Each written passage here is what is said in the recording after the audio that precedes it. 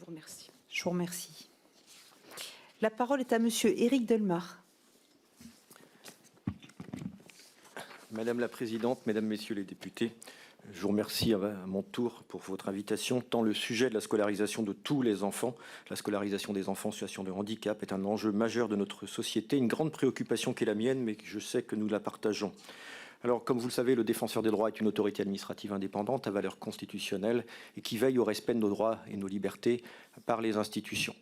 Je suis défenseur des enfants, l'adjoint de Cléredon depuis près de 3 ans. En 3 ans, c'est 10 000 saisines concernant des atteintes aux droits des enfants, dont 30% à ce droit fondamental, à ce droit constitutionnel à l'éducation.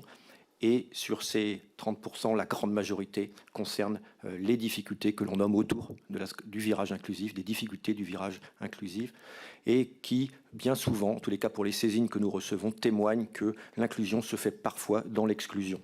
Alors, mesdames, vous avez très justement rappelé à travers vos propos la loi de 2005, la loi de 2019 pour l'école de la confiance. Moi, je vais juste vous rappeler l'article 23 de la Convention internationale des droits de l'enfant. Et je rappelle que l'année prochaine, en 2024, nous allons fêter les 100 ans de la Déclaration de Genève, c'est-à-dire les fondateurs de ce qui conduira en 1989 à la Convention internationale des droits de l'enfant. Et cet article 23, il dit que les États parties reconnaissent que les enfants en situation de handicap doivent mener une vie pleine et décente dans des conditions qui garantissent leur dignité, favorisent leur autonomie et facilitent leur participation active à la vie de la collectivité.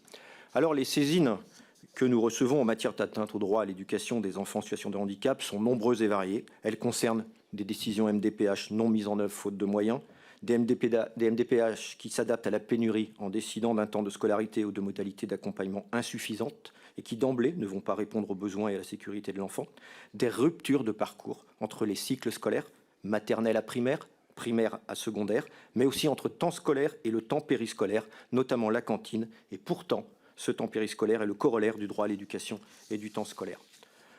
Manque d'AESH, vous l'avez rappelé, mesdames, AESH non associés aux équipes de coordination, organisation purement gestionnaire des AESH au détriment d'une réponse aux besoins. Les conséquences sur les enfants sont nombreuses. Enfants non scolarisés, nous ne savons pas combien d'enfants en situation de handicap ne sont pas scolarisés. Pour ces enfants, pour leurs familles, PIAL, GOS, PAG, EMAS, PPS, PPA, autant de termes qui sonnent creux pour ces parents et ces enfants qui se retrouvent sans solution.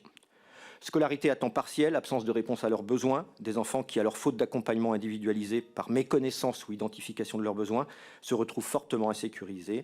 Leurs manifestations de souffrance sont alors perçues par les adultes comme des crises, des agressions dirigées à l'encontre de ces mêmes adultes. Alors si le nombre d'enfants scolarisés en situation de handicap n'a fait qu'augmenter ces dernières années, pour atteindre le nombre de 430 000, les conditions dans lesquelles s'effectuent ces scolarisations montrent que l'école inclusive reste inaccessible pour encore trop d'enfants et que notre société ne fait pas accéder ces enfants au statut d'élève. Et ce, malgré 4 000 AESH supplémentaires pour atteindre le nombre de 130 000 et plus 300 unités locales d'inclusion scolaire, ce qu'on appelle les classes ULIS.